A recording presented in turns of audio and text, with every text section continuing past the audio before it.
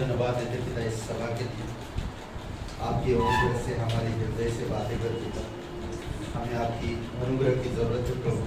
हमें आपकी कृपा और प्रेम की जरूरत है। हमें आपकी जरूरत है पिता, आपकी सामर्थ की, आपकी अगुवाई की और आपकी उपस्थिति की पिता। धन्यवाद देते हैं इस सभा के द्वारा हमारे हृदय और आत्मा से बातें करो पिता। धन्यवाद देते प्रभु यीशु, इस धरती पर आकर तूने हर एक मनुष्य के लिए जो क्रूस पर जो बलिदान किया आपने और हर एक व्यवस्था, हर एक नियम पूर्ण किया ताकि मनुष्य तुझ पर भरोसा करके, विश्वास करके उद्धार पा सके। इससे और बढ़कर और कोई चीज़ नहीं हो सकता। तेरी दया और तेरी कृपा के अनुसार तो उपाय कर। तू राजाओं का राजा, तो प्रभु का प्रभु, सर्वशक्तिमान परमेश्वर, सारा आदर सारा महिमा हम तुझे देते। हमारे हृदय को अभिषेक कर देते। तू सच्चा और जीवित परमेश्वर, धन्यवाद देते। दयालु और कृपालु परमेश्वर, धन्यवाद। आपने विधवा को मदद किया, आपने रोगियों को चंगाई दिया, आपने कड़ियों को सिद्ध किया, हर प्रकार के लोगों को आप सर के बारे में बताया, आप उनको जीवन का रास्ता दिखाया, आप उनकी तकलीफ और परेशानियों में आश्वासन दिया।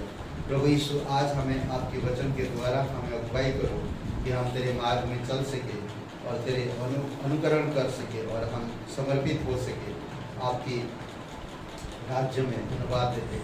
प्रत्येक हृदय आत्मा को अभिषेक करो पिता। आज इस सभा को अभिषेक करो प्रभु। प्रत्येक हृदय आत्मा से बातें करो तेरे अद्भुत वचनों के द्वारा।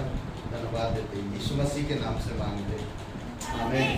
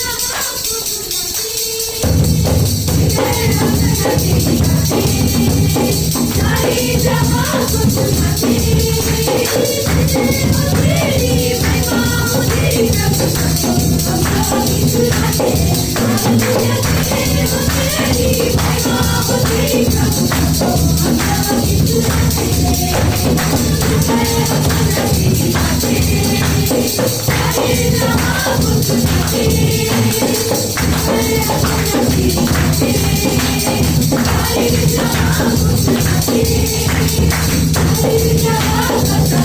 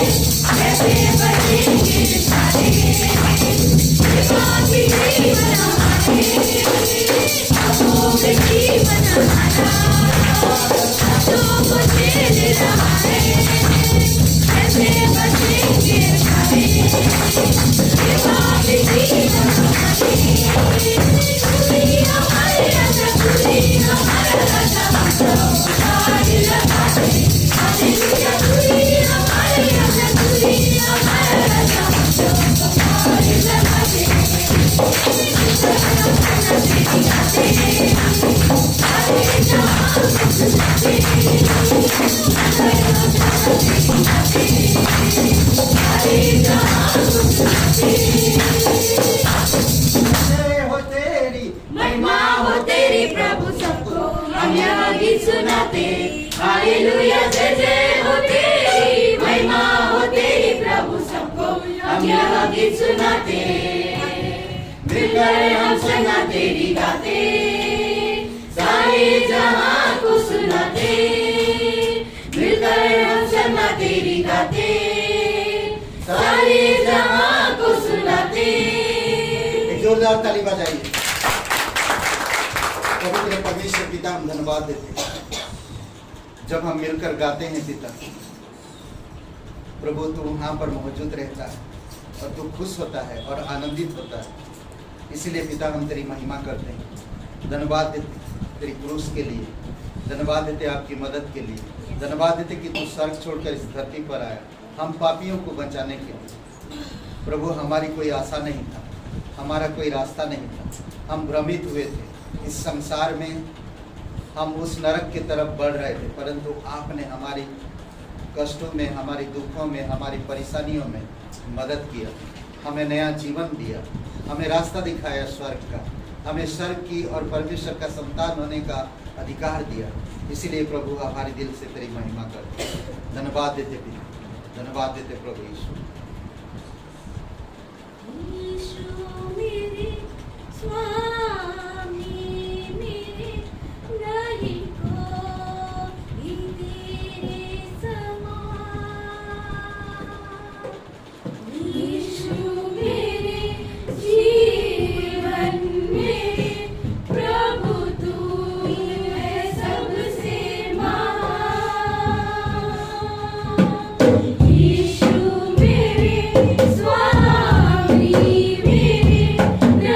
को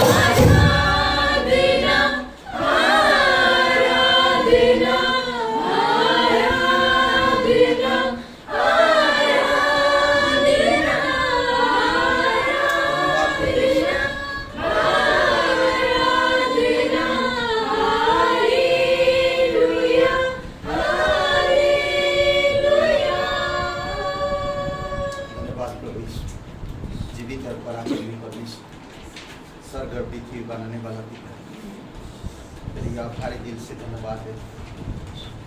हम लाचार आज नहीं हैं, हम दुखी नहीं हैं, हम भटके हुए नहीं हैं, क्योंकि हम तेरे लोग हैं पिता। तू हमारे लिए कोड़े खाए, तू हमारे लिए क्रूस की बलिदान सहे, तू हमारे लिए अपमान उठाए। प्रभु यीशु, हमारी सारी बोझ तू अपने ऊपर लेकर सब कुछ क्रूस पर भर दिया। हमारा दंड, हमारी अपराध, हमारे गुनाह, धन्यवाद देते प्रभु। तू हमें नया जीवन दिया, तू हमें आज़ाद किया, तू हमें अगुवाई कर दिया। धन्यवाद देते प्रभु यीशु, तेरी दया और तेरी कृपा के अनुसार तू अगुवाई प्रत्येक हृदय आत्मा को स्पर्श कर दिया।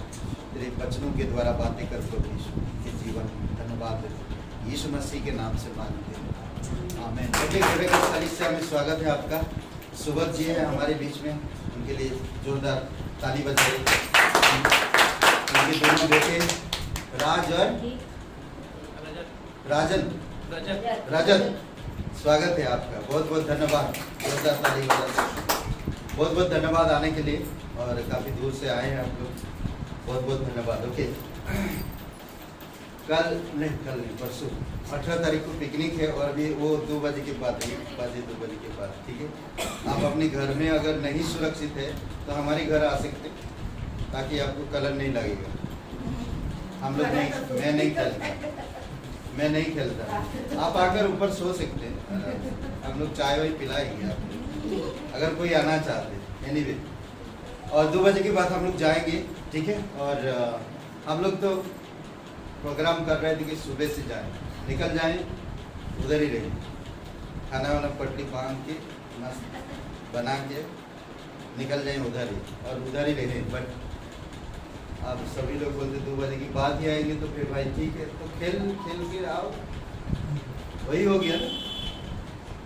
एनीवे, तो ठीक है, जैसा भी 2 बजे के बाद आना, 2 बजे के बाद आप, ओके। और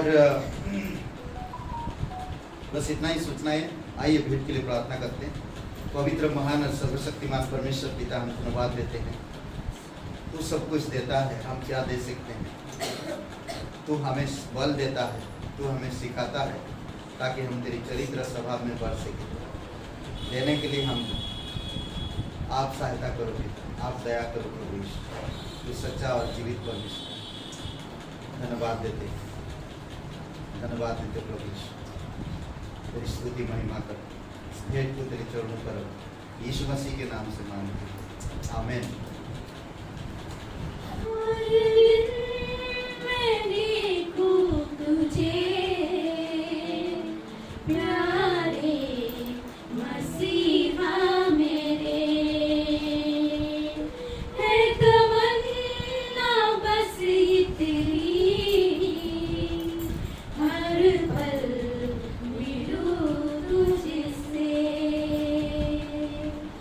कैसे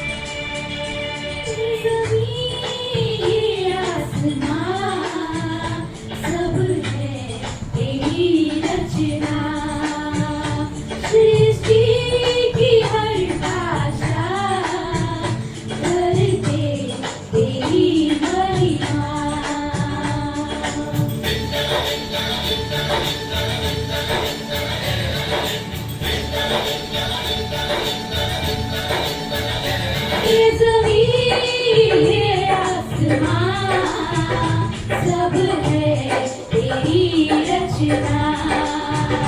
सृष्टि की हर भाषा करते तेरी महिमा।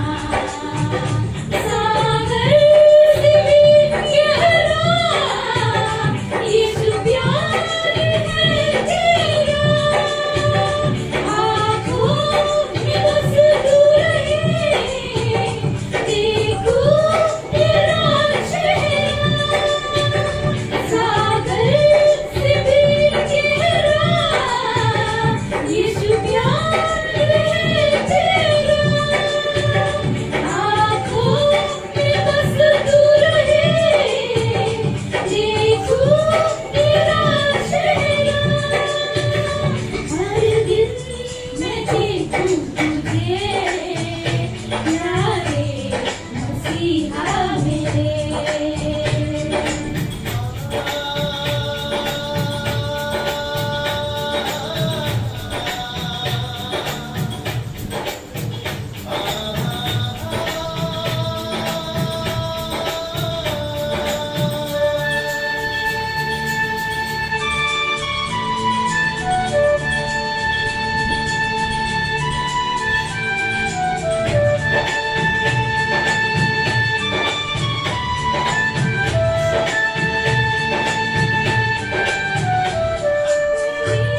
मेरे परमपिता धन्यवाद तुझको सदा।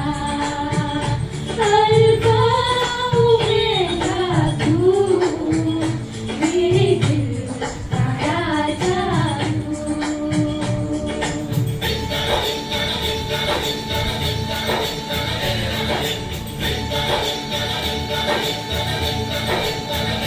मेरे परमपिता धन्यवाद तुझको सदा। अलगाओ मेरा तू, मेरे दिल का राजा तू। सागर से भी गहरा यीशु प्यार है तेरा।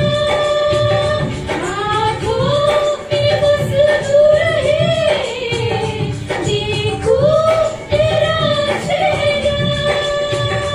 सागर से भी गहरा यीशु प्यार है तेरा।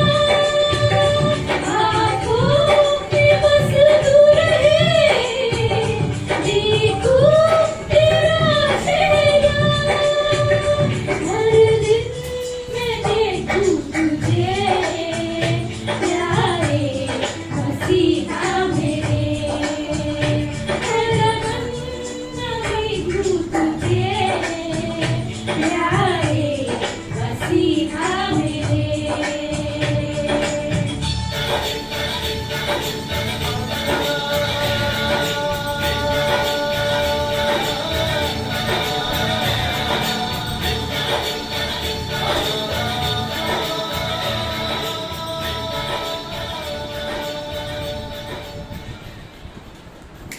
आत्मानुशासन, इसमें आत्मानुशासन, ठीक है। आत्मनिर्भर नहीं, आत्मानुशासन, आत्मा की शासन में रहना, ठीक है। जब आप यीशु मसीह पर विश्वास करते हैं तब परमेश्वर की आत्मा आप में निवास करता है, जानते हैं।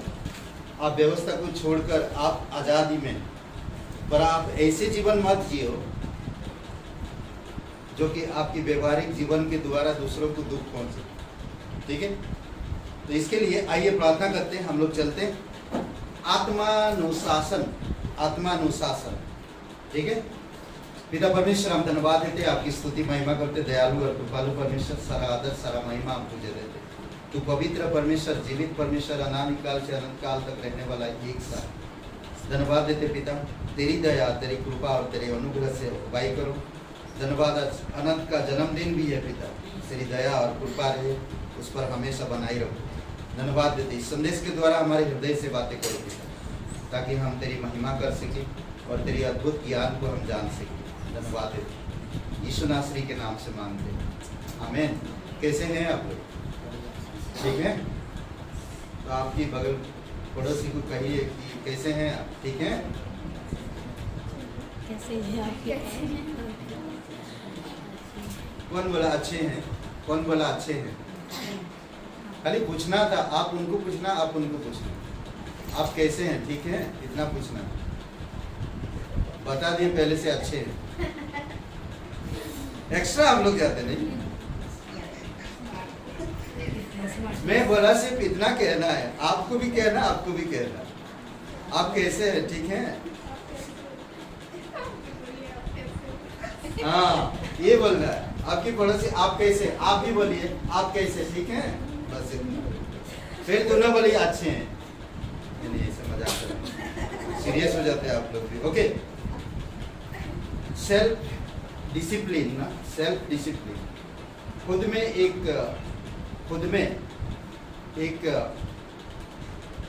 क्या बोलते कि खुद एक अनुशासन में रहना, खुद एक अनुशासन में रहना।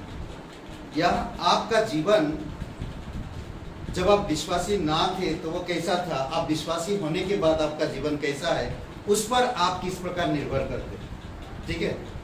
आज आपका जीवन एक अनुशासन जीवन होना चाहिए, ताकि आपके जीवन से दूसरों को प्रेरणा मिल सके, या आपके जीवन ऐसा हो जो आपके जीवन को देखकर लोग फॉलो करें और आपके साथ दे सके ना, ऐसा जीवन हो।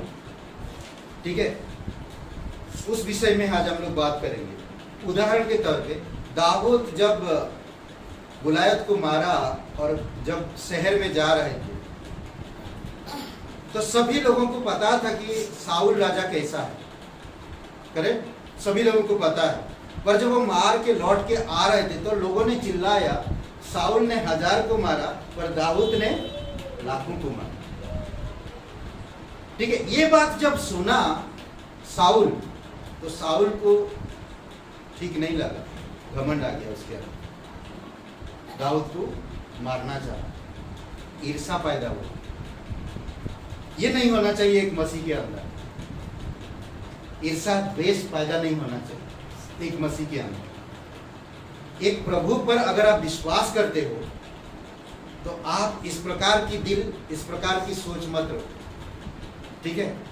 फिर भी दाऊद के पीछे, दाऊद को मतलब शहर से भगा दिया, जंगलों में दाऊद रहा, पर दाऊद के पास लोग आए। क्यों? उसकी स्वभाव अलग था। दाऊद साउल राजा जबरदस्ती लोगों को रखा, पर दाऊद के पास लोग ढूंढते ढूंढते उसको आ रहे। ऐसा दिल होनी चाहिए, लोग ढूंढते ढूंढते आपके पास आ रहे ना। कई बार हम लोग इस सब चीजों को नहीं समझ पाते, हम अपनी खुद के बारे में ज्यादा सोचते हैं। प्रभु यीशु मसीह दूसरों के बारे में सोचा, इसीलिए कहता मैं इस धरती पर सेवा पाने के लिए नहीं आया, सेवा करने आया, ताकि बहुतों की छुड़ौती के लिए अपना प्राण दे सके। जब मेरे परमेश्वर ऐसा कर सकता है तो मैं आज कैसे खुदगर्ज हो सकता हूं? सिर्फ मेरे लिए मैं परमेश्वर के पास आ रहा हूं नहीं, मैं दूसरों के लिए आ रहा हूं। करे? कई बार हमें ये सब चीजें नहीं समझ आएगा, बट जब हम करते हैं तो परमेश्वर को आशीष मिलता है। चलिए देखते हैं हम लोग संदेश में। विश्वासी लोग व्यवस्था के अधीन नहीं परंतु अनुग्रह के अधीन है। समझ रहे? विश्वासी लोग व्यवस्था के अधीन नहीं है। आप किसके अधीन है? अनुग्रह के अधीन है। ओके, और रोमियो का किताब खोलिए, 6वां अध्याय और वचन 14।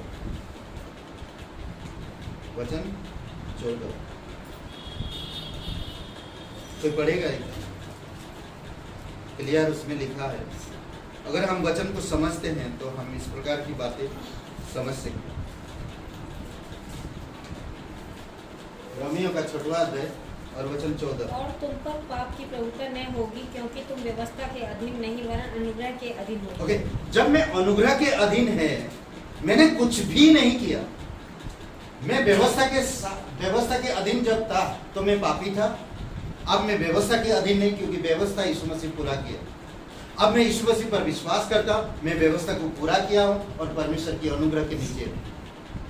जो अनुग्रह मुझे ऊंचा उठाया, जो अनुग्रह मुझे जीवन दिया, जो अनुग्रह मुझे स्वर्ग पर ले गया, स्वर्ग में स्थान दिया, जो अनुग्रह मुझे पिता के सामने खड़ा किया, जो अनुग्रह के वजह से आज मैं खड़ा हूं, तो मैं आज अगर अनुग्रह में सब कुछ हूं, तो मैं कैसे एक खुदगर्भ हो सकता हूं ना? एक खुद का भी एक डिसिप्लिन होनी चाहिए, एक खुद का भी एक अनुशासन होनी चाहिए कि सही क्या है, गलत क्या है। मेरे जीवन से किसको दुख पहुंच रहा, मेरे जीवन से किसको खुशी आ रहा। जैसे जैसे हम लोग जाएंगे वैसे वैसे मैं बताऊंगा। ठीक है, हम लोग सबसे पहले अनुग्रह के अधीन है।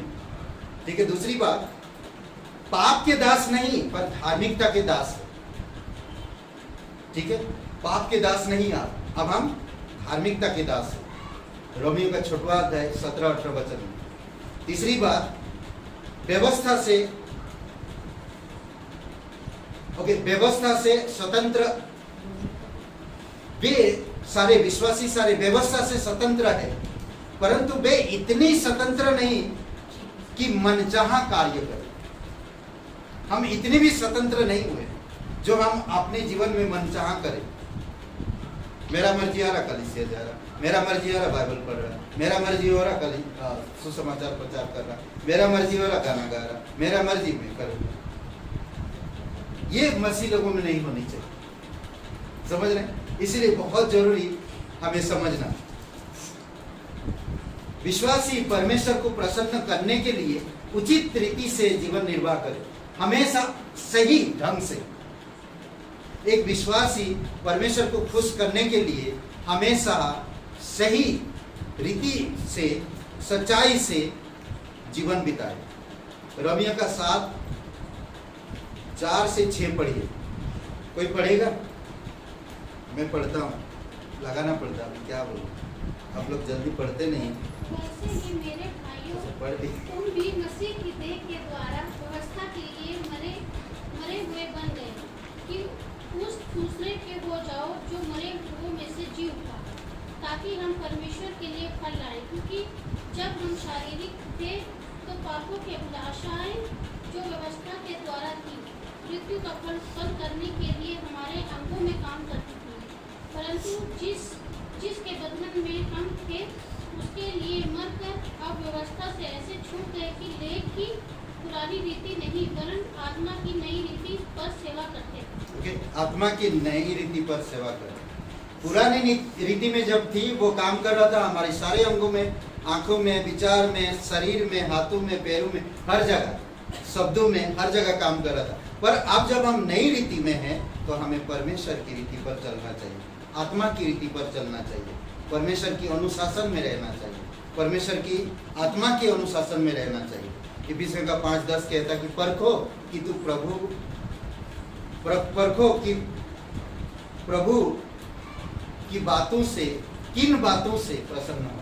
परखो अपने आप कि प्रभु यीशु मसीह किन बातों से प्रसन्न होता है, परमेश्वर किन बातों से प्रसन्न होता है। मैं वही बात किया करूँ, जिन बातों से परमेश्वर प्रसन्न नहीं मैं वो ना करूँ।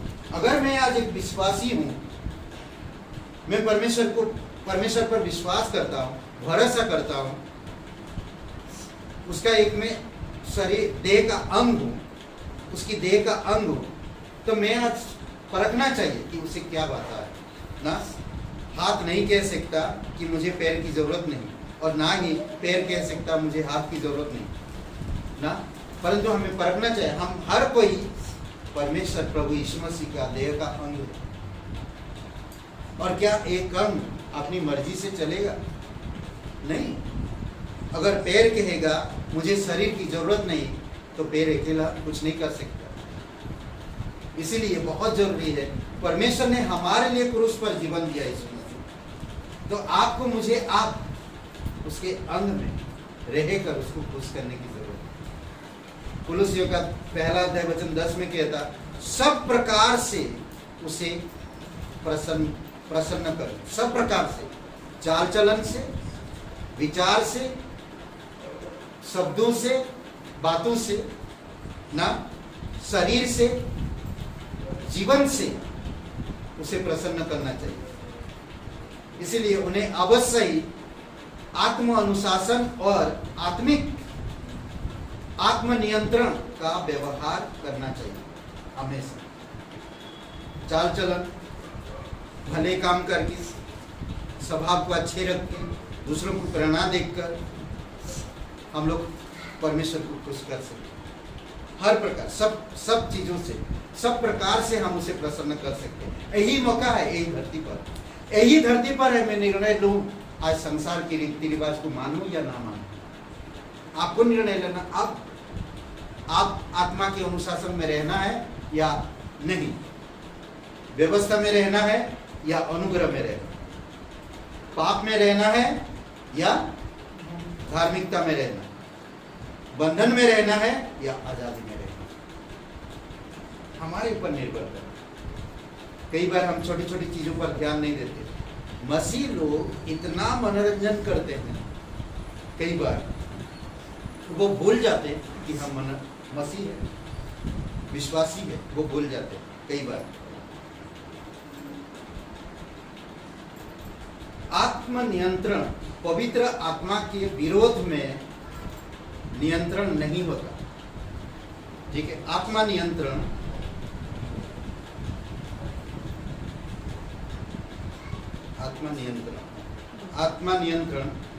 पवित्र आत्मा के विरोध में नियंत्रण नहीं होता। इसके विपरीत यह कि ऐसा गुण है जिसे पवित्र आत्मा उत्पन्न करता आपके अंदर। हम आत्मा के विरोध में नहीं कर सकते काम, करेक्ट? तो इसलिए बहुत इंपॉर्टेंट, बहुत जरूरी है कि हमको समझना। पवित्र आत्मा को काम करने देना चाहिए हमारे अंदर, समझ रहे? जब पवित्र आत्मा हमारे अंदर काम करेगा, क्या उत्पन्न करेगा? क्रोध, गुस्सा, निंदा नहीं। क्या उत्पन्न करेगा? प्रेम, संयम, धीरज, नम्रता, विश्वास, आनंद, ये सारी चीजें, शांति, ये सारी चीजें उत्पन्न करेगा। गलतियों का 5वां अध्याय वचन 22-23 में विश्वासियों को आत्मानुशासन को विकसित करने का हर समय प्रयत्न करना चाहिए। समझ रहे? हर समय विकसित करने का, आत्मानुशासन विकसित करने के लिए प्रयत्न करना चाहिए हमेशा। ठीक है, एक व्यक्ति हमेशा कोशिश करे कि मैं परमेश्वर की जैसा बोलूं, परमेश्वर की जैसा स्वभाव रखूं, परमेश्वर की जैसा लोगों को प्रेम करूं, परमेश्वर की जैसा अधीनता में रहूं, परमेश्वर की जैसा काम करूं। अगर वो सोचेगा इस तरह से तो परमेश्वर को खुश करेगा 100%। एक वचन पढ़िए, 1 कुरिन्थियों का 9 और 25 से 27।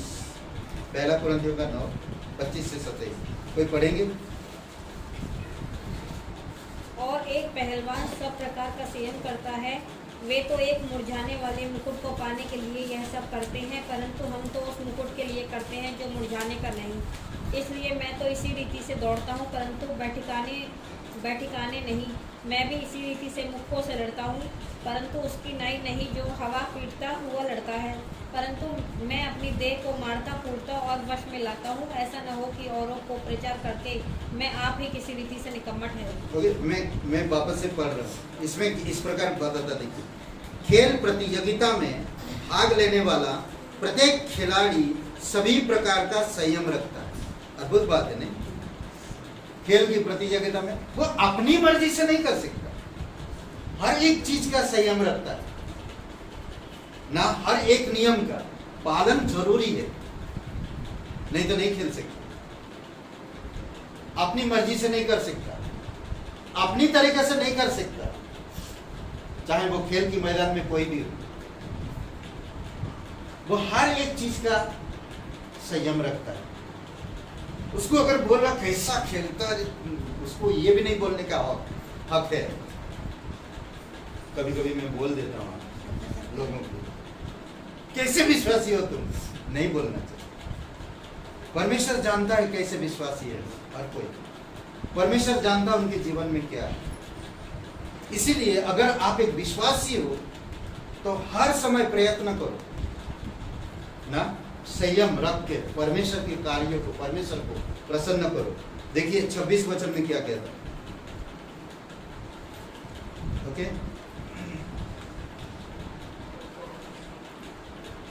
25 का पूरा नहीं। ओके, बहुत नष्ट होने वाले मुकुट की प्राप्ति के लिए सब कुछ करता है, परंतु हम नष्ट ना होने वाली मुकुट के लिए करते हैं। इससे कितना बड़ा, कितना अच्छा चीज है, नहीं? सोचिए, वो इंसान मुकुट पाने, जो मुकुट है वो मुरझाएगा, नष्ट भी हो जाएगा, वो लेकर नहीं जाएगा। पद्म भूषण लता मंगेशकर थे, क्या मुकुट लेकर परमेश्वर को दिखा पाए? ना मुकुट रह गया घर में, सेल्फी। पर आज अगर आप परमेश्वर को खुश करते हो, जिस प्रकार एक खिलाड़ी संयम से प्रतियोगिता में खेलता है, उसी प्रकार आप जब एक मसीह भाई बहन अगर परमेश्वर के नियम के आधार पर चीजें करते हो, तो एक जीवित, ना मुरझाने वाली मुकुट, ना नष्ट होने वाली मुकुट, ये कभी नष्ट नहीं होगा। और एक दिन जब आप परमेश्वर के सामने खड़ा हो गया, शाबाश मेरे विश्वासयोग्य दास, इधर आओ, लाखों करोड़ों विश्वासी, हर प्रकार की विश्वासी, दुनिया भर के विश्वासी उस बीच में आपको बुलाएगा और कहेगा, ये लो वो मुकुट, तुम इसके हकदार हो, तुम उसके हकदार हो। अद्भुत है, नहीं? अब देखिए 26 और 27 वचन। इसीलिए मैं लक्ष्यहीन सा नहीं दौड़ता, ना मैं हवाई मुक्केबाजी करता हूँ। हवाई मुक्केबाजी, हवा में कोई चीज नहीं करता, परंतु मैं अपनी देह को यंत्रण देकर बस में रखता हूँ, कहीं ऐसा ना हो कि मैं औरों को प्रचार करके स्वयं अयोग्य ठहरूं। ये पौलुस बता रहा है। मैं अपनी शरीर को बस में करता हूं, मैं हवा में नहीं बात करता या हवा में मुक्का नहीं मारता हूं, समझ रहे? मैं हवा में प्रचार नहीं कर रहा हूं, मैं नियम के साथ कष्ट दे देकर त्याग पूर्वक मैं परमेश्वर की काम कर रहा हूं, त्याग पूर्वक। पौलुस समझा, नहीं तो अगर मैं ऐसा नहीं करूंगा तो काल में निकम्मा ठहरूंगा। अद्भुत नहीं? पूरा संदेश कंप्लीट कर पाऊंगा क्या नहीं पता नहीं मुझे। मैं जब पढ़ रहा था तो मेरा सर इतना दर्द हो रहा था, मुझे पता नहीं क्यों दर्द हो रहा था, समझ में नहीं आ रहा था और मैं बहुत परेशान था। मुझे लग रहा कोरोना हो गया।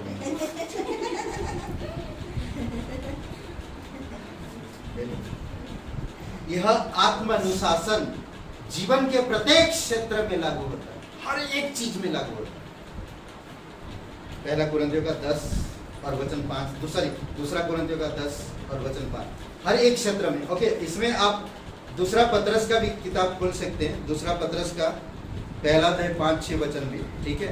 उसके भी ऊपर भी खिलाड़ी और किसान के बारे में बात करता है, ठीक है? मेहनत कितना करता है किसान ना। ओके, और दूसरा कुरिन्थियों का 5, इसमें विचार में आपकी बातें करता है, अनुशासन उनसे आपके विचार ना, विचार में पढ़िए कोई दूसरा कुरिन्थियों का 10 का 5। इसलिए हम परमेश्वर के द्वारा, इसलिए हम कल्पनाओं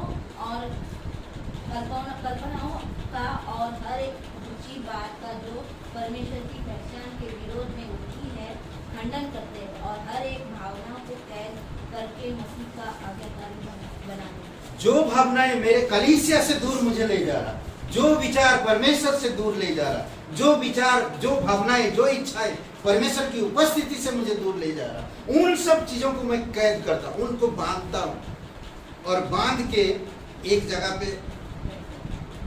फेंक देता हूं, फिर मैं जाता हूं। समझ रहे?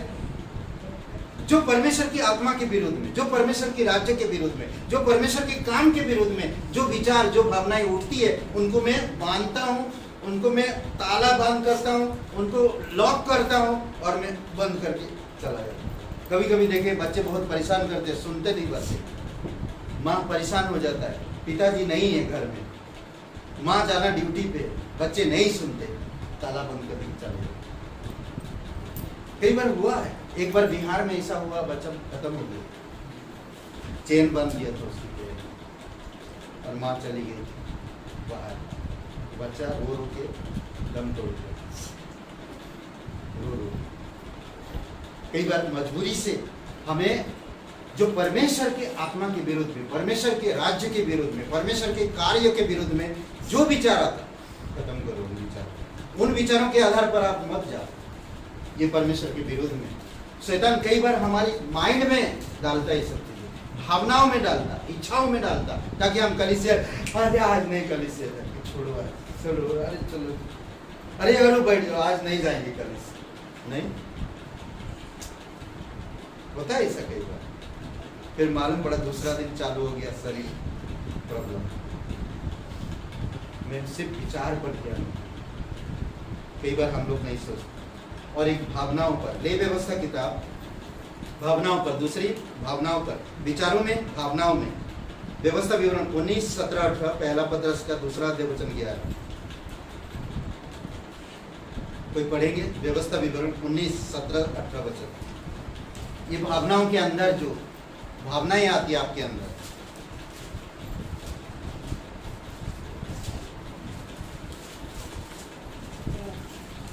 तो वे दोनों मनुष्य जिनके बीच ऐसा मुकदमा उठा हो, यहोवा के सम्मुख अर्थात उन दिनों के याजकों और न्यायिकों के सामने खड़े किए जाएं। तब न्यायी भली भांति पूछताछ करे, और यदि वह निर्णय पाए कि वह झूठा साक्षी है और अपने भाई के विरुद्ध झूठी साक्षी दी है।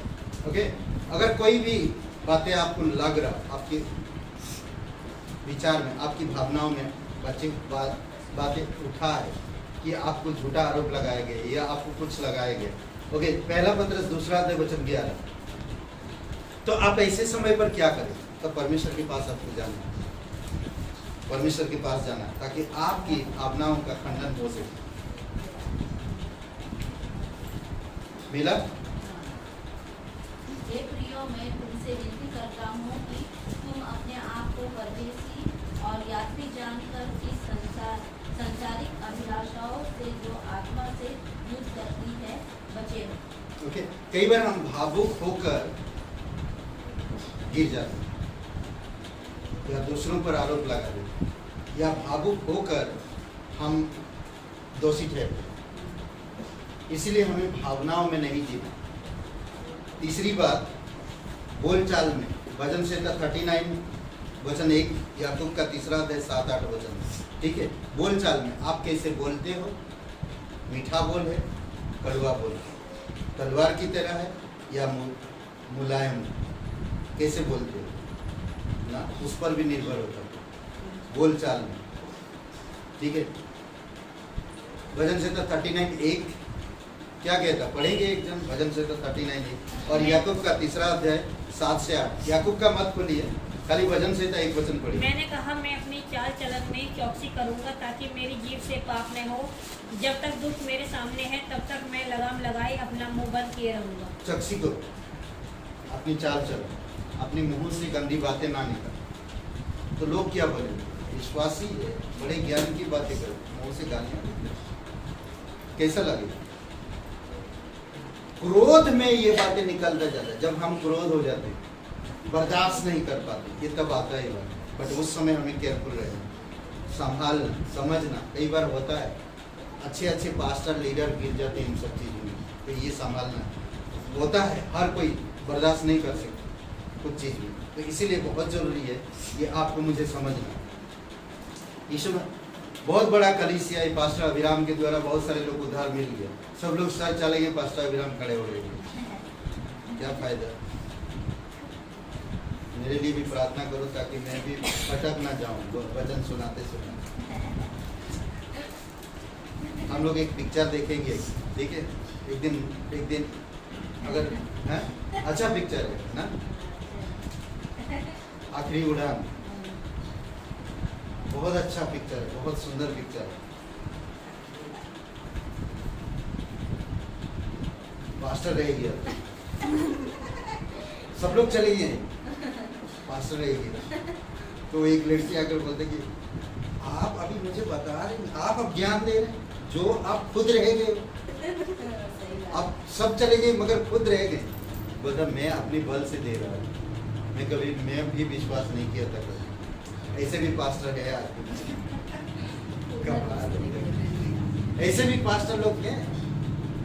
तो इसीलिए आपका विचार में, आपकी भावनाओं में, आपकी बोलचाल में, तीसरा आपकी खान पान की आदतों में, क्या खाते हैं, क्या पीते हैं, कैसे रहते हैं, क्या करते हैं, खान पान में।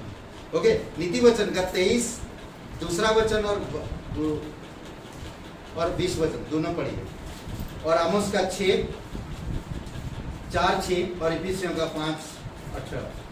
ये 3 वचन, एक वचन सिर्फ पढ़िए, एक नीति वचन का। नीति वचन का 23 अध्याय 2 वचन और 20 वचन। और यदि तू खाऊ हो तो थोड़ा खाकर भूखा उठ जाना। खाऊ हो, समझ रहे? 20 वचन। ठीक है, पेटू हो तो पेटू हो, खाऊ हो, ज्यादा खाते हो तो थोड़ा खा के उठ जाना अगर कहीं गए तो। अगर तुम एक पास्टर हो, एक लीडर हो, एक बिलीवर हो, तो उधर जाके खाते मत रहो। मालूम पड़ा वो सामने वाला बोले यार इनको मिलता नहीं है कभी, एक पास्टर को कभी मिलता नहीं है।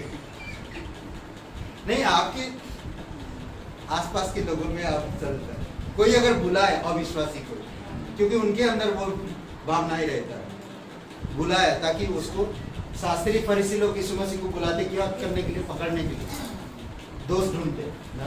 तो वही आज अविश्वासी लोग भी आपको ढूंढते, बुलाएंगे आपके घर, अपने घर, और आपके सामने खाना रखेंगे और आप ले खपा खप खा रहे, ये भी हो भी जैसा कभी खाए ही नहीं आप, समझ। इसीलिए सावधान रहने के लिए बोले कि आप अपने आप गिर ना जाए, समझ रहे?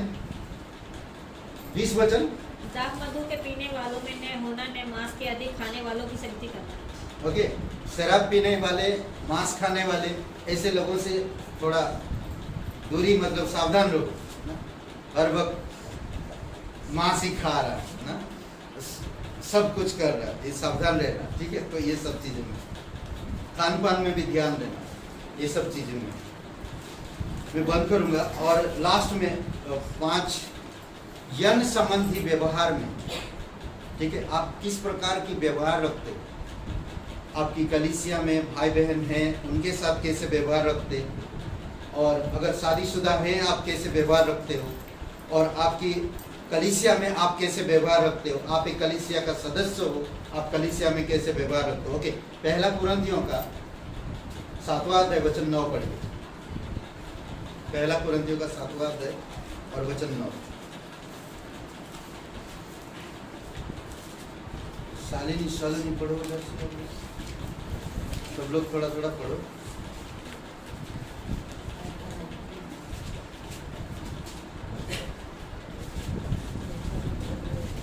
सात का 9। परंतु यदि वे संयम न कर सके तो विवाह कर ले, क्योंकि विवाह करना कामतुर से उत्तम है। ओके, कई बार होता मैं उसको पटा रहा, मैं उसको पटा रहा, मैं उसको पटा रहा कलीसिया में आकर, तो बेटर है भाई शादी कर लो। तो इधर उधर मुंह मारने से अच्छा शादी करके चुपचाप रहो। और पास्टर, टीचर, लीडर कोई भी हो, लड़का हो या लड़की, हर प्रकार के लोगों यौन संबंधी सावधान रहे। इसी से बहुत शैतान बाहर करता है और अच्छे अच्छे लोगों को भटका देता है, अच्छे अच्छे लीडर को गिरा देता है, अच्छे अच्छे लोग फंस जाते हैं। ओके, तो इसीलिए बहुत जरूरी है, अगर आप अकेले हो और आप इस चीज से यौन संबंधी आप कुछ चीजों के आप खुद नियंत्रण नहीं कर पा रहे, तो बेटर है आप शादी करो। समय आ रहा, शादी करो ना, और शादी करके परमेश्वर की सेवा करो, ठीक है। दूसरा एक वचन, पहला थिस्सलुनीकियों का 4 अध्याय 4 और 5 वचन पढ़िए। तो इसमें बहुत लोग गिरते हैं इस चीज से, तो इसीलिए हमें सावधान रहे।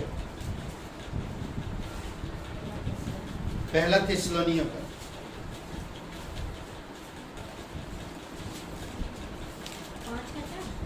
4 का 4-5। और तुम में से हर एक पवित्रता और आदर के साथ अपनी पत्नी को प्राप्त करना जाने।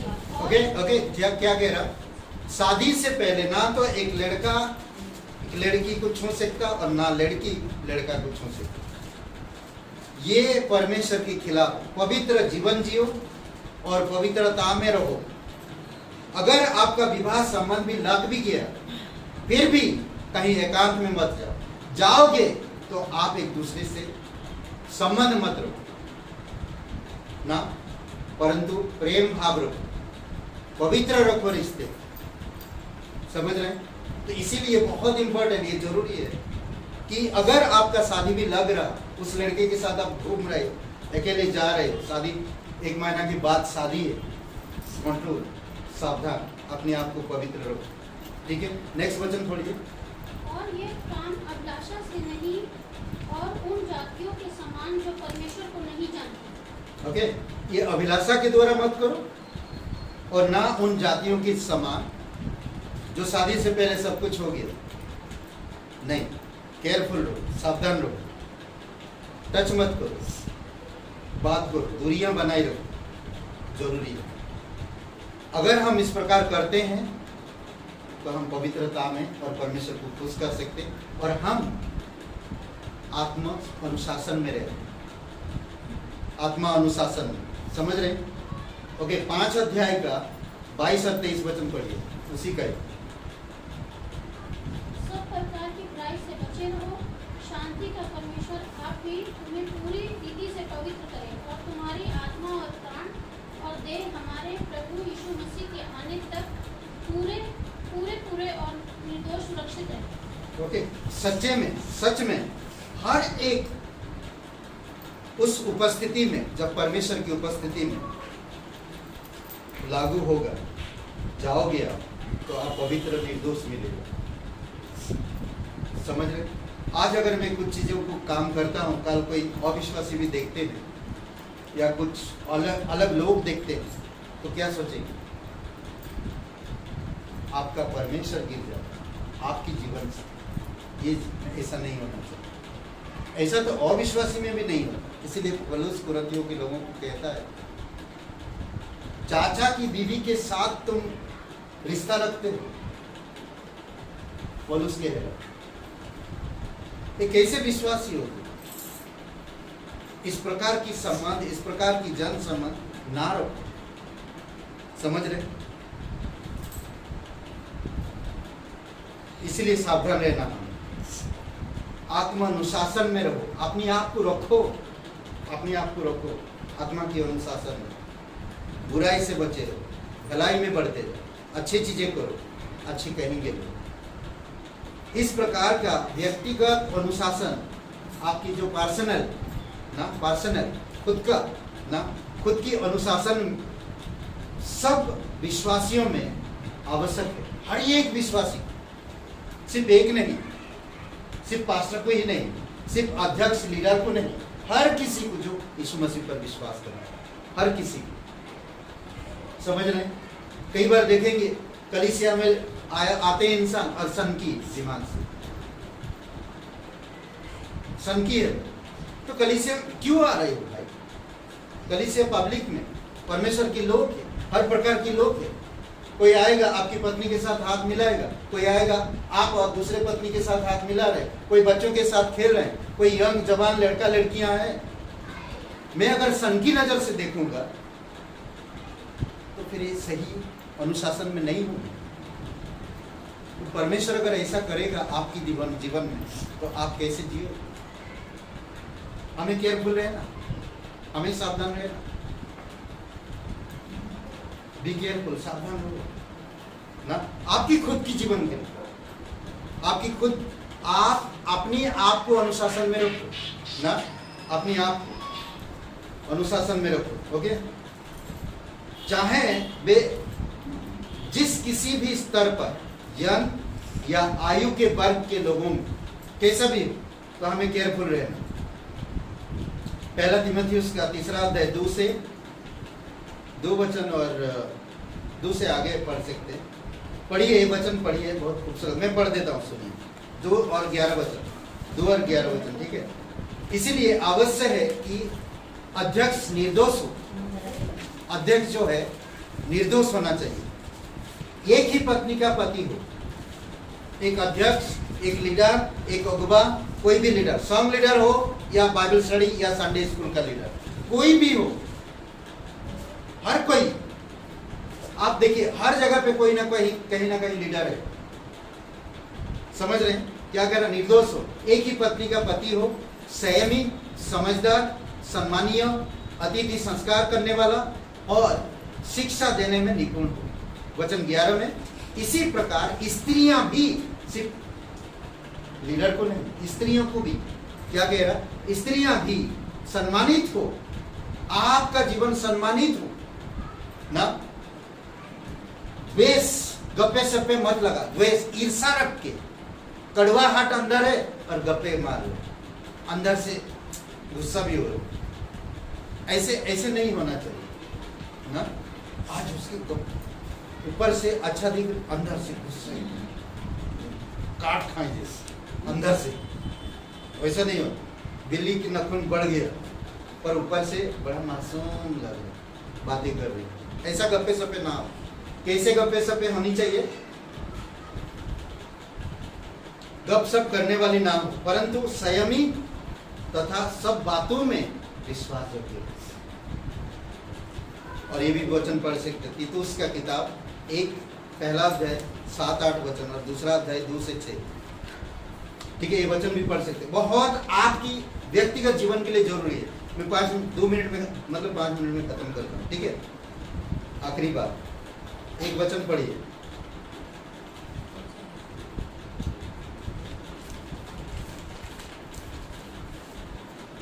कौन सा वचन बताऊं?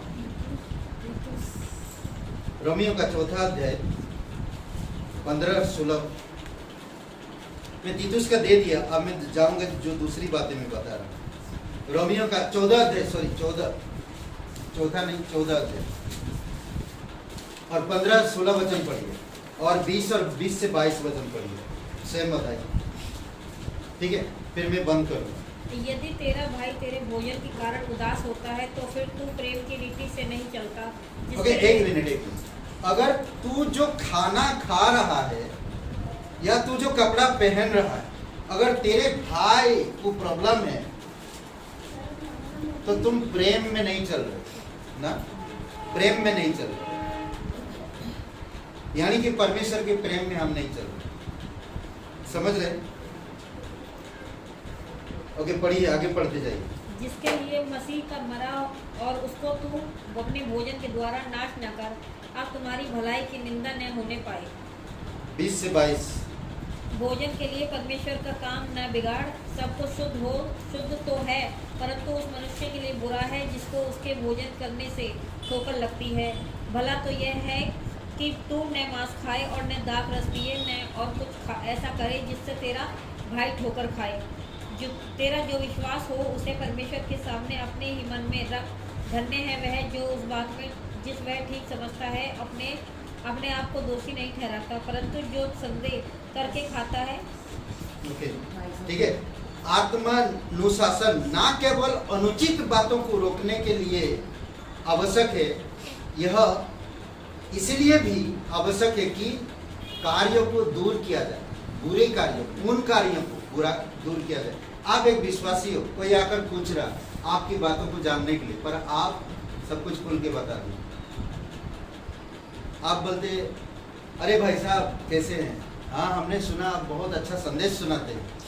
अच्छा, बड़ा खुश हो गया ना? मैं अपने आप खुश हो गया, बोल रहा हूँ ना। फिर पूछता धीरे धीरे, मैंने सुना मछली बहुत खाते हैं ना? तो हाँ खाते हैं बस। फिर बोलते धीरे धीरे सुअर भी खाते हैं ना? हाँ सब खाते हैं। मैं बता दूं, तो वो जो विश्वास करने वाला व्यक्ति था वो आप नहीं करेंगे क्योंकि उसको पसंद नहीं। तो कभी कभी हमें बात, जो यीशु मसीह जो बातें करता था लोगों से, बड़ी चतुराई से जवाब देता था। आप हम सब, अरे आप जो जानते हो पास्टर के साथ आप बात कर सकते हो इसके बारे में, पर एक अविश्वासी आपसे कोई अगर पूछ रहा या कोई पंडित या कोई और पूछ रहा, तो आप थोड़ा सावधान रहकर जवाब, चतुराई से जवाब, प्रेम पूर्वक जवाब, नहीं मालूम खोल के बोल दिया बेचारा उठ ना, बोल दिया इतना तेज, आप दिल में धक्का पहुंच गया उसको, अरे ये कितने गंदे लोग हैं, नहीं समझ। तो इसीलिए केयरफुल रहना, सावधान रहना, अनुशासन में रहना। अगर मैं पवित्र आत्मा के अनुशासन में हूँ, खुद में अनुशासन में हूँ, विचार सब क्या बोल रहे हैं वो लोग ना, मैं समझ रहा हूँ, तो परमेश्वर अगुवाई करेगा जवाब देने के लिए। किसी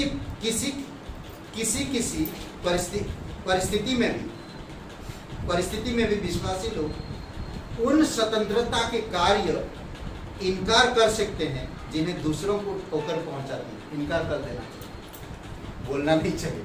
मालूम पड़ा बोल दिया वो साल कभी कभी हम लोग बातें कर रहे थे, कोई बोल दिया उठ के, कोई खाना खा रहे, अभी खा के उठे, बोले वो हड्डी देखे, ऊँट की हड्डी थी।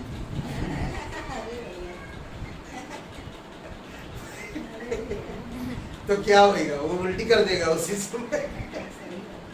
तो इसीलिए केयरफुल रहो भाई, सावधान रहो, ठीक है। और ये वचन भी पढ़ सकते हैं, पहला कुरिन्थियों का 8:13 और 10:23-24, ठीक है। आत्मा अनुशासन में रहो, ओके। ये 6 बातें विचारों में, भावनाओं में, बोल चाल में, बोल वचन में नहीं, बोल चाल में, खान पान में, और यंग संबंधी व्यवहारों में, और सच में हर एक उस उपस्थिति में लागू होता है जिसमें विश्वासी लोग अपने आप को पाते हैं। कहाँ मैं मिलता हूँ, कहाँ मैं पाता हूँ अपने आप को। अगर मैं जांचूंगा मैं कहाँ पर हूँ तो मैं समझ जाऊंगा, ठीक है। आइए प्रार्थना करते हैं। पिता परमेश्वर, हम धन्यवाद देते हैं, आपकी स्तुति महिमा करते, दयालु और कृपालु परमेश्वर, सारा आदर सारा महिमा हम तुझे देते प्रभु, जीवित और पराक्रमी परमेश्वर, धन्यवाद देते। राजाओं का राजा, तू प्रभुओं का प्रभु, सर्वशक्तिमान परमेश्वर, दयालु और कृपालु परमेश्वर, अभिषेक करो प्रत्येक भाई बहनों। पिता, हम सुबोध जी के लिए प्रार्थना करते हैं, आप उनको स्पर्श करो, आप उन्हें संपूर्ण रूप से चंगाई दो। पिता सुबोध जी इधर आ जाइए। पिता परमेश्वर, प्रभु यीशु मसीह, हम सुबोध जी के लिए प्रार्थना करते हैं, आप उनको स्पर्श करो, दयालु और कृपालु परमेश्वर, सारा आदर सारा महिमा हम तुझे देते। जो भी उनको दिक्कतें, यीशु हार्ड मांस लहू से शक्ति देना, और अभी इसी समय उनकी सारे कमजोरी, सारे तकलीफ, सारे दर्द यीशु तेरे नाम से दूर होने, विश्वास के साथ प्रार्थना करते, यकीन करते तो हमारी प्रार्थना सुन, यीशु मसीह के नाम से मांगते, आमीन आमीन।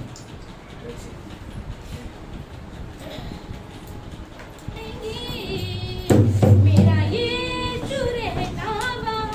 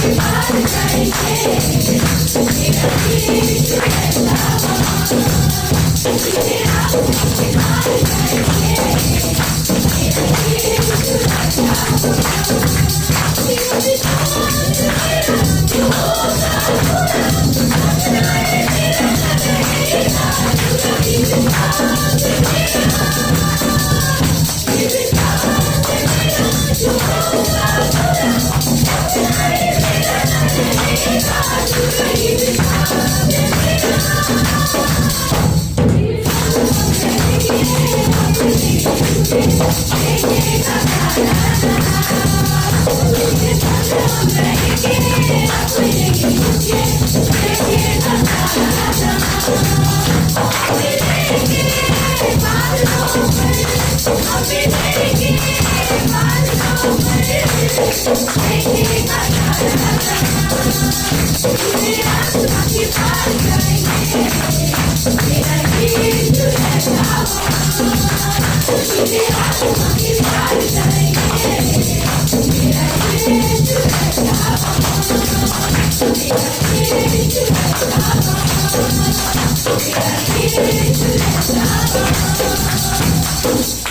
हालेलुया। पिता परमेश्वर प्रभु सभी लोगों को आपकी अनुग्रह में, आपकी अनुशासन में और खुद की अनुशासन में वो रह सके और अच्छे चरित्र में, अच्छे भावनाओं में, अच्छे चाल चलन में, अच्छे खान पान में, अच्छे संबंधों में बढ़ सके। पिता आप प्रत्येक भाई बहनों को अगुवाई करो पिता। ये तेरे कलीसिया प्रभु पवित्र बनते जाए, हर एक लोग अपने आप को पवित्र रखें और तेरी महिमा करें पिता। एक दिन प्रभु हम नियम के साथ, संयम के साथ सब चीज़ें कर सके, आपकी नाम को ऊंचा कर सके, आपकी राज्य को ऊंचा कर सके। आप सहायता करिए पिता। प्रत्येक भाई बहनों को अगुवाई करो, कलीसिया के हर एक लोगों को तेरी दया, तेरी कृपा करो, अगुवाई करो। यीशु नासरी के नाम से मांगते हैं, आमीन।